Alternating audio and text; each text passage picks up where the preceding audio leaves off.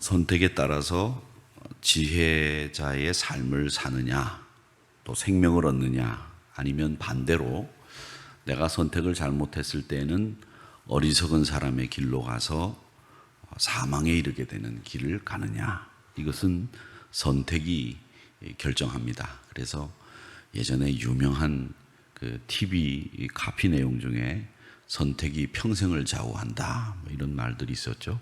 가전제품이었던 것 같은데, 그렇게 선택이 평생을 좌우한다라는 말이 굉장히 공감을 얻는 좋은 카피로 유행했던 적이 있었습니다.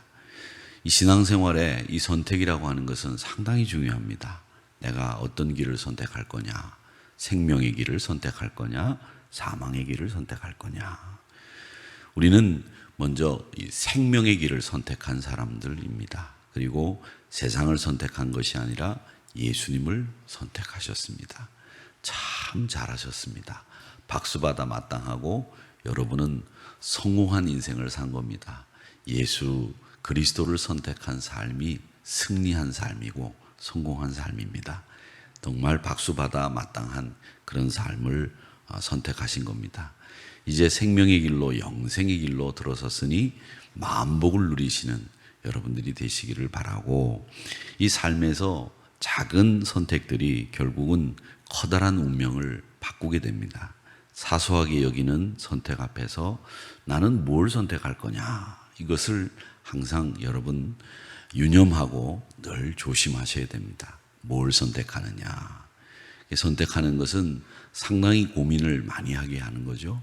그래서 어떤 분들은 그 선택을 잘 못하시는 분들이 있습니다. 그걸 뭐라고 부르냐면 결정장애, 이렇게 부릅니다. 선택을 못하는 분들이죠. 그래서 짬뽕을 먹을 거냐, 짜장을 먹을 거냐 이렇게 물어보면 뭘 먹을지 선택을 못해서 결국 그 결정장애를 가지신 분들에게 좋은 메뉴가 하나 나온 거 있죠. 그게 짬짜면이라는 게 나온 겁니다.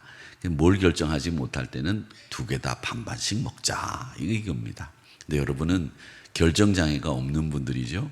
예수님 선택했고 생명 선택했고 내가 영원한 생명 가운데 살기로, 하나님 따라가기로 결정했으니까 여러분은 지혜로운 사람들입니다. 그런데 오늘 이 9장에 보면 지혜로운 사람과 미련한 사람이 이야기하는 내용이 각각 다릅니다. 지혜로운 사람은 어떤 이야기를 하는가 잘 들어보시기 바랍니다. 지혜로운 사람은 먼저 좋은 집을 지어놓고 잔치를 준비하는 장면이 나옵니다. 1절에 보니까 지혜가 그의 집을 짓고 7기둥을 다듬고, 7기둥이 있는 집이니까 굉장히 큰 집인 것 같아요. 이렇게 좋은 집을 잔치하기 위해서 많은 사람들이 올 수 있는 집을 만들어 놓고 거기에 짐승을 잡고 또 포도주를 혼합한 상을 갖추고, 이건 잔치상을 차렸다는 이야기입니다. 잘 먹을 수 있는 잔치상을 차렸다는 얘기죠. 그렇게 잔치상을 준비하고 또 사람들을 초청하려고 요정들을 보내게 되는데, 그 요정들은 도시의 가장 높은 곳에 가서 외칩니다. 3절에 보니까 자기의 요정을 보내어 성중 높은 곳에 불러 이르기를. 이 지혜로운 여인이 집을 준비하고 음식을 준비하고 여정들을 보내서 사람들을 부르는 겁니다. 지혜가 부르는 사람들은 어떤 사람들이냐 하면 어리석은 사람들, 지혜 없는 사람들 오라, 이렇게 외칩니다. 4절에 보니까 어리석은 자는 이리로 돌아오라, 돌이키라. 지혜 없는 자에게 이르기를 너는 와서 내가 장만한 식물 먹고 내가 혼합한 포도주를 마셔라, 이렇게 외치는 겁니다. 그러면서 너희들은 어리석음 버리고 생명을 얻고 명철의 길로 행해야 된다, 이렇게 이야기를 하는 겁니다. 지혜와 한 쌍으로 항상 등장하는 게 이 명철이라고 하는 것인데, 명철은 뭐냐면 통찰력, 뭘 보면 그 이면까지 잘 볼 수 있는 능력, 이게 명철입니다. 통찰력이고요. 또 영민함, 아주 영민하다라고 하는 말은 빠릿빠릿하고 그 사태를 잘 파악하고 분별력 있고 때로는 눈치도 있고 지혜롭게 대처도 잘하는 그 영민함이 바로 명철입니다. 그래서 지혜, 명철 이것이 쌍을 이루고 다니는데 이 지혜와 명철을 얻어야 된다라는 말씀을 하게 되는 겁니다. 지혜는 최고의 잔치상을 차려놓고 연회에 제공되는 음식은, 지혜가 주는 음식은 유익하고 또 그리고 우리에게 꼭 필요한 물건들, 선물이 됩니다. 이렇게 지혜가 마련한 음식을 먹는 사람은 생명을 얻고 명철을 얻고 지혜가 주는 분별력을 따라서 살게 된다, 이렇게 말씀하시고 있는 겁니다. 그러니까 여러분, 우리는 항상 이 지혜가 부르는 소리에 귀를 기울이고 선택할 수 있어야 되겠습니다. 지혜가 부를 때 귀를 열어놓고 귀담아 듣고 마음에 담고 여러분들이 지혜와 함께 그 명철함을 얻는 길을 선택하는 우리 성도님들이 다 되시기를 주님의 이름으로 축원합니다. 자, 그런데 이 지혜가 가르치는 내용을 한번 보시기 바랍니다. 7절에 보니까 지혜 있는 사람들아 너희들 거만한 사람들 징계할 필요 없다, 이 말씀이에요. 필요가 없다라는 말입니다. 거만한 사람 징계하지 마라. 왜? 거만한 사람은 징계하고 책망해 봐야 그 사람은 너만 미워할 뿐이지 그 거만한 사람이 돌이켜서 겸손하게 되거나 그 거만한 사람이 좋은 사람이 될 리가 없다라는 말입니다. 이 말이 7절 말씀은, 그러니까 거만한 사람은 그냥 거만하게 내버려 둬라, 이런 말이 될 수도 있겠지요. 그 다음에 거만한 사람 그렇게 하고 악인은 다투며 무엇을 입증하기 위해서 지혜 있는 책망하지 말고 너를 미워할까 두렵다, 이렇게 얘기하면서 악인을 책망하는 자는 도리어 흠이 잡힌다, 이렇게 말씀합니다. 악한 사람이나 거만한 사람 책망하거나 훈계할 필요 없다는 겁니다. 얻을 게 없다라는 거죠. 지혜로운 사람을 가르치고 지혜로운 사람을 책망하게 되면 교훈을 더하게 된다, 그 사람에게. 9절 말씀에 그렇게 얘기하죠. 의로운 사람을 가르치면 학식이 더하게 된다, 이렇게 이야기를 하면서 10절의 결론은 그런 사람들을 가르치고 책망할 때에 여호와를 경외하는 사람이 될 것이고 지혜의 근본이 될 것이고 그리고 거룩한 사람을 아는 명철을 얻게 된다라는 말씀을 하는 겁니다. 그러니까 여러분, 이 말씀을 보면 괜히 나쁜 사람들 앞에 가서 얘기하고 떠들고 가르친다고 해봐야 욕만 얻어먹는다는 거죠. 좋은 사람을 가르쳐야 그 유익함도 있다라는 겁니다. 그렇지 않습니까? 좋은 사람은 일러주면 감사한 마음으로 받습니다마는 나쁜 사람들은 일러주고 가르쳐줘 봐야 네가 뭔데, 이런 반응이 나오게 되는 거죠. 그래서 성경의 이 말씀은 거만한 자나 지혜 없는 자 괜히 상대해서 너 마음 상할 필요 없다. 지혜로운 사람을, 의로운 사람을 가르치고 책망해서 그에게 학식을 더하게 하고 그가 지혜로운 사람이 될 수 있도록 만들어주는 일, 그게 필요하다라고 이야기를 하시면서 그런 사람이 결국 10절 말씀처럼 여호와를 경외하는 것이 지혜의 근본이고 거룩한 자를 아는 명철을 얻게 된다, 이 말씀을 하시고 있는 겁니다. 그런 사람들은 결국 11절 말씀에 보면 그 사람들은 어떻게 되느냐, 네 날이 많아질 것이다, 장수한다는 얘기겠죠. 네 생명의 해가 내게 더하리라. 역시 마찬가지로 똑같은 표현이지만 다른 표현으로 생명의 해가, 연수가 더해질 것이다, 이렇게 이야기를 하면서 네가 하나님의 은혜 가운데 거하게 된다라는 말씀을 하고 있습니다. 그러니까 여러분들이 지혜의 사람들이 성중 높은 곳에서 여종을 보내어 외치는 그 소리를 들어야 된다라는 말씀을 하고 있는 겁니다. 자, 반대로 여기 보면 9장에 보면 이제 미련한 여인이라고 하는 말이 나옵니다. 13절에 나오는데, 미련한 여인이 떠들며 어리석어 아무것도 알지 못하고 자기 집 문 앞에서 성읍 높은 곳에 있는 자리에 앉아서 자기 길을 바로 가고 있는 행인들을 불러 이르되, 미련한 사람이 이제는 자기 집 문 앞에 앉아서 성중 높은 곳에 앉아서 지나가는 사람을 향해서 이제 떠들기 시작했다는 겁니다. 그런데 이 미련한 여인은, 지혜로운 여인은 집도 잘 다듬고 일곱 기둥을 다 다듬고 짐승을 잡고 혼합한 포도주를 준비하지 않았습니까? 그렇죠? 그런데 미련한 여인은 아무것도 준비한 게 없어요. 준비한 게 아무것도 없습니다.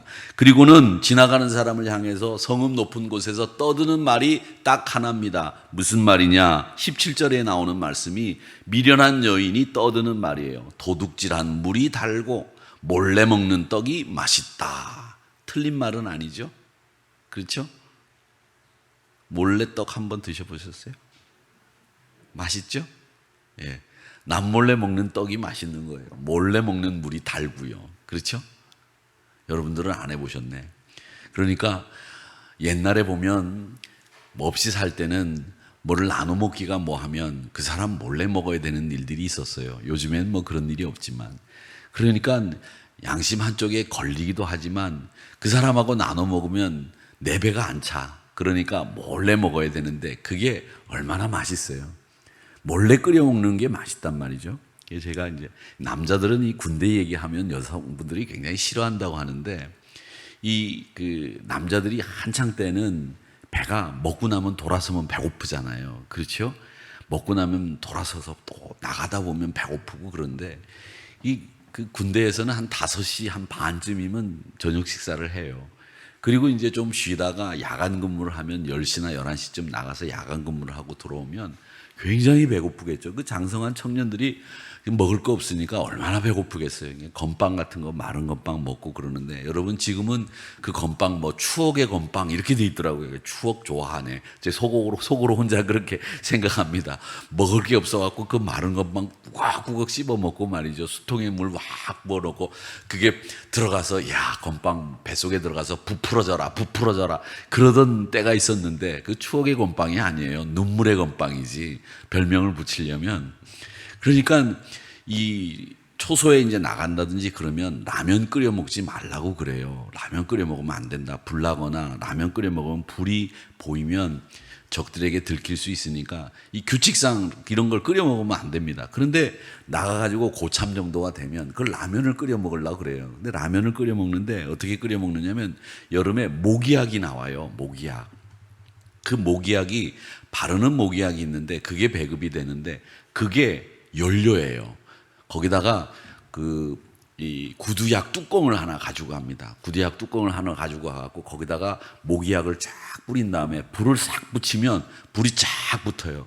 그래서 이 그릇이 없잖아요. 그러면 어떻게 하느냐면 나가기 전에 헬멧을 싹 벗어가지고 이 헬멧을 깨끗이 안에 닦은 다음에 수통에 물을 채워가고 라면 하나를 가져갑니다. 그걸 뽀개가지고 양쪽 주머니에 그렇게 한 다음에 그 헬멧에다가 거기다가 모기약 뿌려가지고 불 붙여가지고 거기다 지지대 세워놓고 라면 끓여 먹고 오는 거죠.